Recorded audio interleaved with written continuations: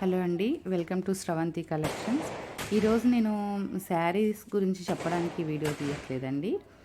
మా అపార్ట్మెంట్లో నిన్న వినాయక నిమజ్జనం, వినాయకుని గణేష్ని పెట్టుకున్నాం కదా. ఆ గణేష్ని మేము నిన్న నిమజ్జనం చేసినాం 5వ రోజు. అది అందరూ చేస్తారు కదా, దాంట్లో కొత్త ఏముంది అనుకోవచ్చు మీరు. మాకు ఈ నిమజ్జనంలో మా అపార్ట్మెంట్ వాళ్ళందరికీ కూడా ఒక అద్భుతమైన విషయం జరిగిందండి. అంటే అది అద్భుతం అనాలో లేకపోతే ఏమనాలో, ఎట్లా వర్డ్స్ని దాన్ని ఎక్స్ప్రెస్ చేయాలో మాకు అర్థం కావట్లేదు. కానీ చాలా మంచిగా హ్యాపీగా అనిపించింది మేము అది చూడగానే. మీరు కూడా ఈ వీడియోని ఒకసారి అబ్జర్వ్ చేయండి. దీంట్లో ఒక కుక్క కనిపిస్తుంది కదండి మీకు.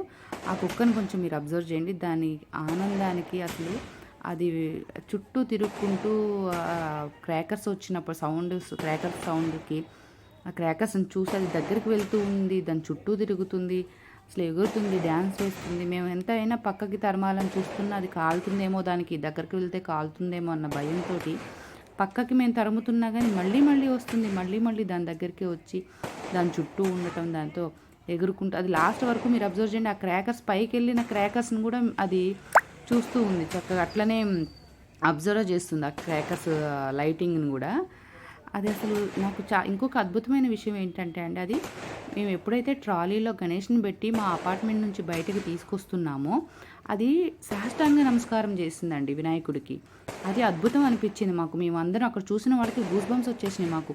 ఒక కుక్క సాష్టాంగ నమస్కారం చేస్తుందంటే కుక్కలకు, జంతువులకు కూడా ఇంత దైవభక్తి ఉంటుందా? దేవుడు ఈ రకంగా చూపిస్తున్నాడు జంతువుల మీద కూడా దయ అనేది. చాలా అసలు నేను ఎప్పుడూ చూడలేదండి. Never expected that.